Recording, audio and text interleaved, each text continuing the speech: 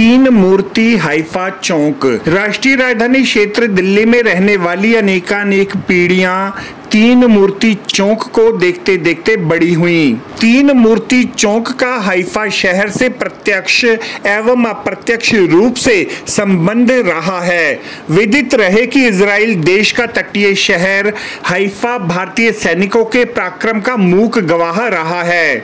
गौरतलब है कि प्रथम विश्व युद्ध के दौरान वर्ष 1918 में तुर्की व जर्मन सेना से हाइफा को मुक्त करवाने के लिए भारतीय जांबाज सैनिकों ने अपनी जान की बाजी लगा दी। भारतीय सैनिकों में जोधपुर, मैसूर और हैदराबाद लांसर्स की जांबाज शूरवीरों ने ब्रिटिश सेना की ओर से लड़ाई की। हाइफा की उस लड़ाई में भारतीय सेना ने परंपरागत तलवार और भालों से आधुनिक हथियारों से सुसज्जित दुश्मन की सेना, जो कि तोप और बंदूकों से सुसज्जित थी, को पराजित कर दिया। Distinguished guests, India and Israel have a unique relationship. We are two ancient peoples with a rich culture and a great religious heritage. The world has inherited from us values that have influenced what humanity is today. Throughout history, we were subjected to centuries of rule by foreign empires. However, the strength of our civilization and the conviction of our character have helped us survive. Unlike many other ancient peoples who did not survive and vanished into oblivion, we have raised back against all odds to rebuild our sovereignty and establish flourishing democracies, while multiple enemies have been trying to prevent that from happening. The story of the 15th Imperial Service Cavalry Brigade, under the command of Major Dalpat Singh Shekhawat, courageously freeing the city of Haifa on the 23rd of September 1918 from Ottoman rule, is not only a military tale. It is not only another tale in the odyssey of the Jewish people's return to the land of Israel. It is the story of the liberation of India itself. The role of the armies sent by the Maharajas of Jodhpur, Mysore, Bhavnagar, Kathiawar, and Kashmir to participate in World War I was not only crucial in liberating the Holy Land, it was essential in the liberation of India as well. Because what these Indian rulers really wanted was not to serve the British Empire.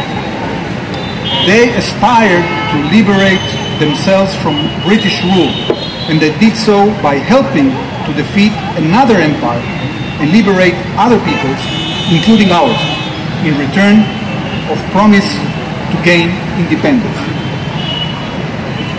That is exactly what the leaders of the Zionist movement in the land of Israel did in World War II. They fought the Nazis by recruiting themselves to the British army, not just to liberate the Jewish people and other peoples from Nazi Germany. They did so primarily in order to promote and gain independence from the British Empire. Leaders in both India and the land of Israel chose a similar path to liberation. At the end of their amazing journey on foreign lands, despite millennia of invasion by empires, oppression and persecution, Bharat and Israel managed not only to maintain their identity, but also to regain their sovereignty in their ancestral homeland. Today, we remember that we owe that freedom to a very special unit of India cavalrymen. Their service and sacrifice will always be remembered and cherished. On this Haifa Victory Day, dear heroes, we salute you. Thank you. Major Dalpat Singh Shekhawat के नेतृत्व में इस अभियान को युद्ध इतिहास में अंतिम अश्वों के हमले से चिन्हित किया जाता है। इजराइल के उत्तरी क्षेत्र में स्थित हैफा शहर पर ओटोमन साम्राज्य अर्थात जर्मनी, ऑस्ट्रिया और हंगरी का संयुक्त कब्जा था।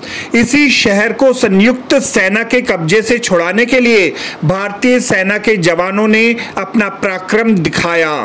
इस निर्णायक युद्ध में भारत के 900 सैनिकों ने युद्ध में भाग लिया।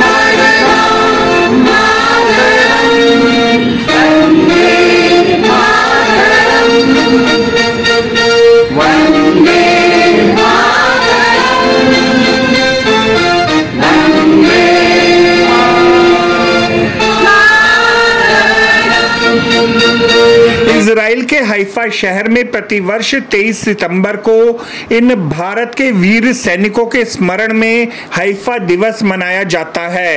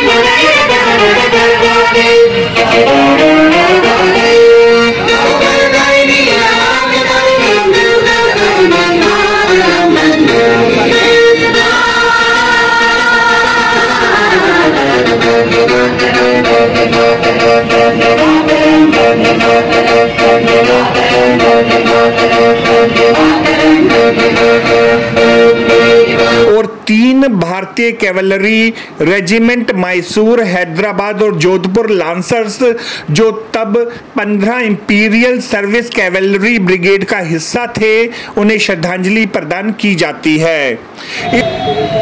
हम भी अपनी आज़ादी के लिए संघर्षरत थे, इजराइल भी अपनी आज़ादी के लिए संघर्षरत।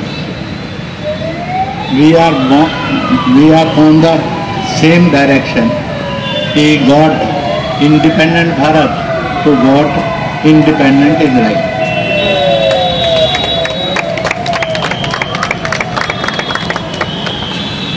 ब्रिटिश ये ऑटोनॉम एम्पायर से बहुत दुखी, इसलिए ब्रिटिशर्स को भी लगता था ऑटोनॉम एम्पायर उनकी बर्बादी में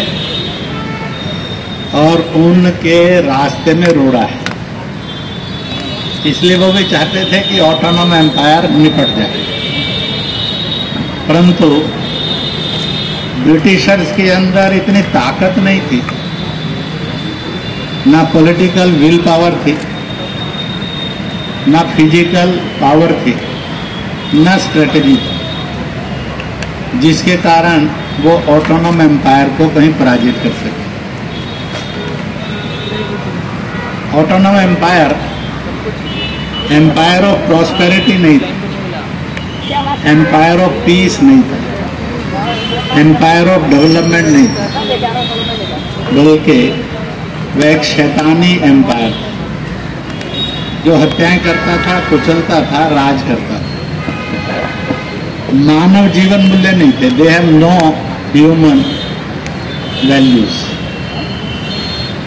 ऐसे समय में भारत से Jodhpur battalion, Mysore battalion, Hyderabad battalion के 900 के लगभग सिपाही, जो उस समय के लोकल हथियार थे, जिनके पास मॉडर्न वेपनरी कुछ नहीं था, they have been sent to the Israel. और कहाँ से स्ट्रेटेजिकली हिट किया जाए ऑटोनॉम एम्पायर को, या on the side of Haifa hit किया। हाइफा एक इजराइल का आइलैंड टाइप है, इजराइल से जुड़ा भी है और समुद्र में भी है। तो it will be the best जहाँ हिट करना चाहिए, ऐसा मानकर और हाइफा को चुना गया। लड़ाई हुई। यहाँ आकर एक बात सदा ध्यान रखना चाहिए, लड़ता कौन है? तो दुनिया का कॉमन सेइंग है, it is not the weapon who fights. तो फिर कौन लड़ता है? तो क्या आर्म लड़ते हैं, लेग्स लड़ती हैं? उनका नहीं, वो भी नहीं लड़ती। फिर कौन लड़ता है? तो उसके पीछे जो दिल होता है, उस दिल में जो अरमान होते हैं जीने के और मरने के, nation first, nation always, nation last, वो आदमी को रास्ता देता है समस्याओं के समाधान का। इजराइल भी आज इसी मार्ग से दुनिया में सब तरह की चुनौतियों का मुकाबला करते हुए दिखता है। वो चाहे ईरान का हो, चाहे लेबनान का हो, चाहे फिलिस्तीन का हो, हिजबुल्लाह के रूप में हो या हमास के रूप में। हम भी इसी तरह से कहीं ना कहीं सीमाओं पर अंदर आतंकवाद को, पाकिस्तान चीन के एग्रेशन को, कहीं ना कहीं अंदर के नक्सलवाद को, कहीं ना कहीं कट्टरता के दंगों को हम भी भुगत रहे हैं अंदर और बाहर से। इसलिए एक पीसफुल भारत और एक पीसफुल वर्ल्ड हो, ये है। वह 900 के 900 सिपाही शहीद हुए, उन्हीं की याद में ये 3 मूर्ति। इसलिए एक सिपाही जोधपुर बटालियन ड्रेस में है, एक मैसूर बटालियन ड्रेस में है, एक हैदराबाद बटालियन ड्रेस में। ये यहाँ इसलिए लगाए गए थे, जब वायसराय राज करते थे तो वो यहीं रहते थे। जब वायसराय से मुक्त हुआ हिंदुस्तान, तो उस समय भारत के प्रधानमंत्री भी इस रास्ते पर थे। उनको ये सदा ध्यान रहे, commitment for the nation, dedication for the nation, यह स्पिरिट ऑफ विक्ट्री है, ये spirit of development and prosperity. जहाँ पर कमिटमेंट टू नेशन नहीं है, वहाँ प्रोस्पेरिटी क्रिमिनल बन जाती है, करप्ट हो जाती है। जिस प्रोस्पेरिटी के अंदर पैट्रियोटिज्म होता है, वह बहुत डेवलप्ड कंट्री हो जाती है, दुनिया में जिसका नाम चलता है। इसलिए भारत के आज के प्रधानमंत्री श्री नरेंद्र मोदी कहते भी हैं, nation first, nation last, nation always. हमारी प्रोस्पेरिटी और डेवलपमेंट एजुकेशन में, स्किल में होगी तो हम दुनिया की सबसे बड़ी ताकत होगी। आपको हमारी यह रिपोर्ट कैसी लगी जरूर कमेंट करें। इस वीडियो को लाइक करें, हमारे चैनल दास्तान-ए-इंद्रप्रस्थ को सब्सक्राइब करें ताकि हमारी सभी आगामी रिपोर्ट्स सबसे पहले आप तक पहुंच सकें। ब्यूरो रिपोर्ट दास्ताने इंद्रप्रस्थ।